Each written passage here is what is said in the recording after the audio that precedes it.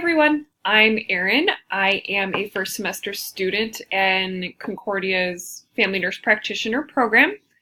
I had originally gotten my undergraduate degree from Malvern College here in Milwaukee and proceeded to work post-angioplasty at St. Luke's.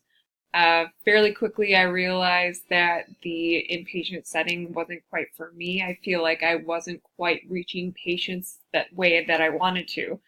So now I transitioned into working in the outpatient setting in cardiology with an interventional cardiologist, Dr. Khan, uh, which is fantastic. It gives me the opportunity to really work with patients in depth and get to know them over a longer period of time. It's also giving me the opportunity to become more accustomed to cardiology. I'm understanding things more in depth.